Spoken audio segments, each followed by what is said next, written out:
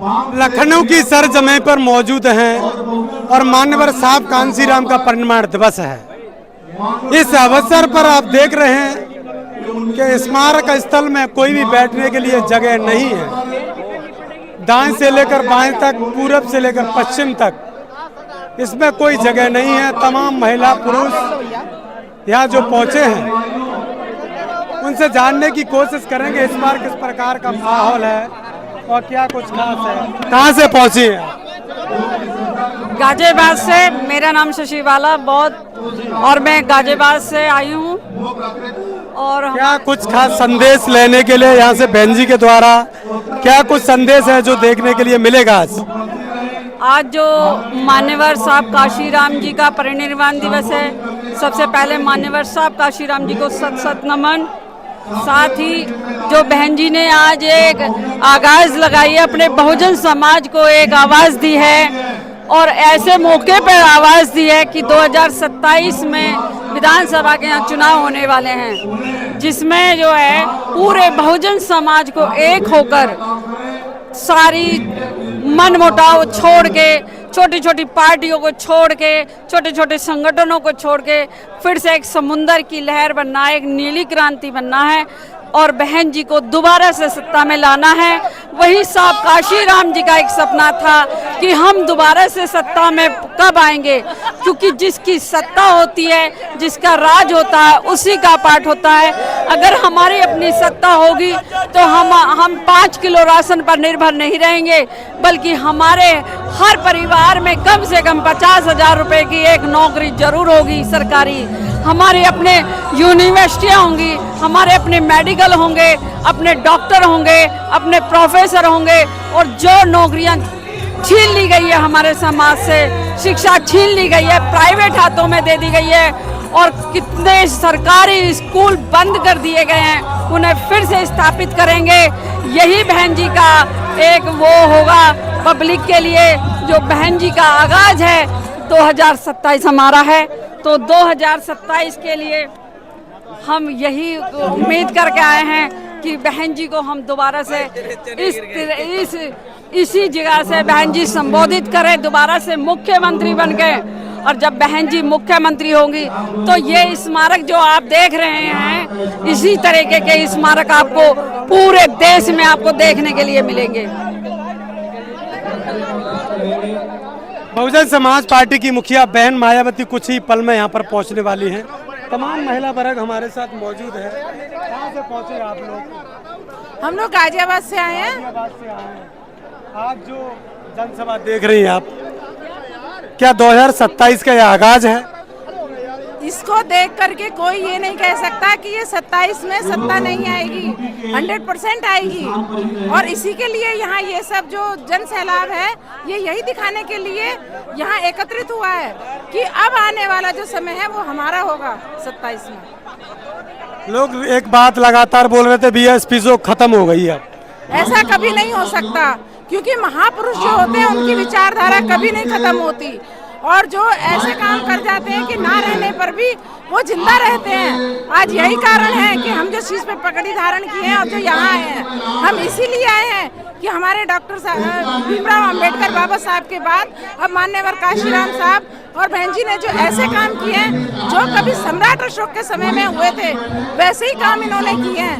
नौकरी दिलवाने का काम, शिक्षा दिलवाने का काम, और जो आज दिन तक जो संविधान से हमें अधिकार नहीं मिले थे वो दिलवाने का काम बहुत हद तक बहन जी ने किया। और आगे भी हम चाहते हैं कि फिर से वो सत्ता में आए और हम सबकी जो आज दबा के रखा हुआ है हमारे समाज को, वो फिर से आगे बढ़े। तो ये सब जब भी संभव है जब बहन जी दोबारा सत्ता में आए, और वो इस बार आएंगी। क्या बहुजन समाज यहाँ से प्रेरणा लेके जाएगा इस बार 2027 के लिए? प्रेरणा लेकर जा रहा है और ये बहुत अच्छी बात है कि जितने भी लोग यहाँ आएंगे सब कुछ ना कुछ यहाँ से सीख कर ही जाएंगे। और तो और ये जन सैलाब सबसे बड़ा सबूत है। और यहाँ पे जो बहन जी ने जितने भी कार्य किए थे उन्हीं को याद करके यहाँ सब लोग आ रहे हैं, क्योंकि नौकरी उस समय में सबसे ज्यादा थी। विद्यालय उन्होंने ऐसे खुलवाए कि विश्वविद्यालय के नाम से जाने जाते हैं। जैसे कि मेरे गौतम बुद्ध नगर में पूरा बदलाव बहन जी ने ही किया, और उसी की वजह से आज हमारा समाज बहुत आगे बढ़ रहा है। लेकिन हमारी जो ये सरकार है इस शिक्षा को भी पीछे ले जाना चाहती है, रोजगार नहीं दे रही है, तो सब त्राही त्राही कर रहे हैं कि ये किसी तरीके से दोबारा बहन जी सत्ता में आए और उन्हें उनके अधिकार प्राप्त हो दोबारा से। महिलाओं को 1000 रुपए महीने सरकार देती है, क्या वो बहन जी को वोट दे पाएंगी? एक बात बताइए, जब 1000 रुपए वो देती है तो महिलाएं कुछ लेती होंगी जो दूसरी बिरादरी की होंगी, अपनी बिरादरी की वो भी नहीं लेंगी, क्योंकि हमारे मान्यवर काशीराम साहब ने ये कहा था कि मैं तुम्हें 20 रुपए किलो के चावल नहीं, 100 रुपए की साड़ी नहीं, 100 रुपए किलो का चावल और 2000 रुपए की साड़ी पहनाने के लिए आया हूँ। और दूसरा कि जब हमारे पास रोजगार होगा तो हम क्यों किसी के जो 100 रुपए या 1000 रुपए लेंगे, तब तो हम खुद ही अब बच्चों की शादियां भी करेंगे, पढ़ाएंगे लिखाएंगे और घर भी बनाएंगे और समाज को भी आगे ले जाएंगे और हमारा भारत भी तरक्की करेगा। तो यही चाहते हैं कि रोजगार मिले तो हम खुद अपने आप सब चीजें प्रोवाइड कर लेंगे, सब हमें मुहैया हो जाएंगी सारी चीजें। लेकिन ये सरकार पहले नौकरी तो दे, युवा बेरोजगार घूम रहे हैं तो वो कैसे सब चीजें जुटा पाएंगे। महिलाओं को रिझा रखा है 5 किलो आटा 5 किलो चावल पे, इसलिए वो वोट देना नहीं चाहते। लेकिन वो कितने दिन खाएंगे अगर ये बिल्कुल बंद हो जाए। और ये कोई जो सरकार है वो नहीं देती है, ये हमारे संविधान के द्वारा दिया जाता है, क्योंकि ये जो पिछड़ा वर्ग है उसके लिए ये बाबा साहब ने पहले इंतजाम किया हुआ था। इंसान तो इंसान, उन्होंने पशुओं के लिए भी व्यवस्था की थी। पूरे देश भर में एक मुद्दा चल रहा है लगातार, कोई कहता है आई लव मोहम्मद तो कोई कहता है आई लव महादेव, आपने अलग से लिख के रखा है आई लव बीएसपी, क्या इसकी खास वजह जान सकता हूँ? हाँ, इसकी सबसे खास वजह यह है कि बहन जी को, क्योंकि हम बादलपुर के पास ही के रहने वाले हैं, वहीं से आए हैं, और बहन जी ने इतने अच्छे कार्य किए हैं, अपने समय में उन्होंने परेशानी झेली और आज यहाँ तक पहुँची, तो माननीय काशीराम साहब ने भी उनका साथ दिया। तो ये दो ऐसे शख्स हो गए हैं कि ये कभी भी विदा नहीं हो सकते हैं, महापुरुष हैं। और जैसे हमारे महापुरुष रहे हैं, फूले जी हैं, साहू जी हैं, इसी प्रकार से अन्य जितने भी महापुरुष हुए हैं उन्हीं में ये भी हैं। तो बाबा साहब के बाद सबसे ज्यादा जो कार्य किए वो माननीय काशीराम साहब ने किए और बहन जी ने किए हैं, तो दोबारा बहन जी को इसीलिए चाहते हैं। मान्यवर साहब कांसी राम जी के इस परिनिर्वाण दिवस पर आप समझ ही सकते हैं किस प्रकार से बहुजन समाज पार्टी का जो हुजूम है, बहुजन समाज पार्टी के जो लोग हैं वो बड़ी जनसंख्या पर यहाँ पर पहुँचे हैं और लाखों की जनसंख्या में यहाँ पर महिलाएं पुरुष, और आप बता रही थी बादलपुर से पहुँची आप, जो बहन जी के गांव से पहुँची हैं। हाँ, बहन जी का गांव बादलपुर और जिला भी अंबेडकर नगर, किस प्रकार का जो लोग कहते थे बहन जी ने पत्थरों में पैसा लगा दिया, इधर आइए, तो पैसा मिलता है। बात कहती थी कि बहन जी ने पत्थरों में पैसा लगा दिया, आज इस पार्क में आप पहुंची हैं। देखिए बहन जी, जो लोग ये कहते हैं कि बहन जी ने पार्क में पत्थरों में जो पैसा लगाया है वो गलत कहते हैं। आज जो बहन जी के बनाए हुए जितने भी स्मारक हैं, जितने भी पार्क हैं, उनमें गवर्नमेंट टिकट लगता है, गवर्नमेंट को फायदा होता है, मुनाफा होता है। और जो बहन जी से अलग लोगों ने मूर्तियां भी बनवाई हैं, उनसे कोई गवर्नमेंट को फायदा भी नहीं होता है। और सबसे बड़ी बात यह है कि यदि बहन जी ने स्मारक पार्क बनवाए हैं तो किस राजा ने नहीं बनवाए हैं, और बहुजन समाज के, बहुजन महामानवों के कोई पार्क नहीं थे, कोई नाम नहीं था। और इसी वजह से उन्होंने, बहन जी ने बहुजनों के यादगार में, बहुजनों की याद में, क्योंकि हम लोग शासक रहे हैं, जो शासक रहे हैं, और तो उन्हें शासक करने का अंदाज भी है और उनको पता भी है कैसे शासन किया जाता है। जो बहन जी 4 बार मुख्यमंत्री रही उत्तर प्रदेश की, उस समय पर बहन जी के राज में लॉ एंड ऑर्डर फॉलो किया गया। जो आज व्यवस्था इतनी खराब है, जो बहुत तरीके से गलत समाज में हो रहा है, बहन जी के राज में ऐसा नहीं होता।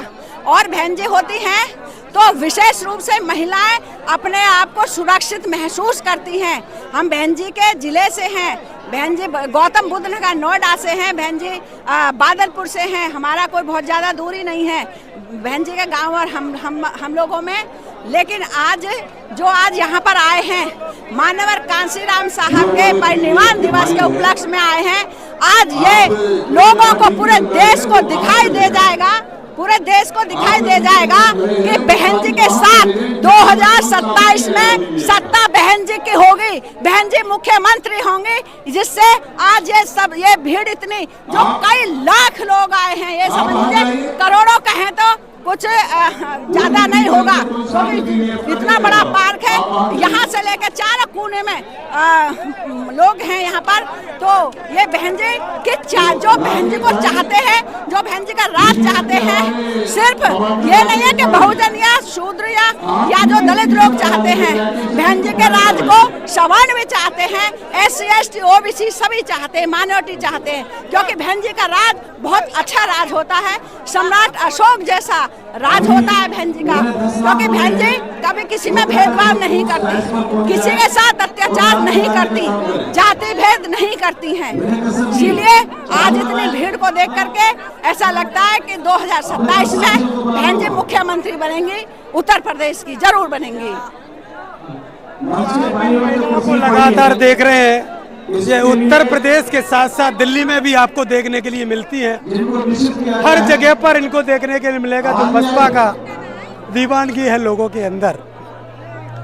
बहन जी की लोकप्रियता को जो लोग कहते थे कि बसपा का वजूद अब खत्म हो गया है, उन लोगों के लिए ये वीडियो है, वो इस पर गौर करें कि बसपा नहीं, बसपा एक वृक्ष है जो कि एक बड़ा बट वृक्ष बन गया है, जिसकी जड़ें हिला पाना बेहद मुश्किल है। बने रहिए यूट्यूब, फेसबुक, इंस्टाग्राम पर देखते रहिए बादल एक्सप्रेस।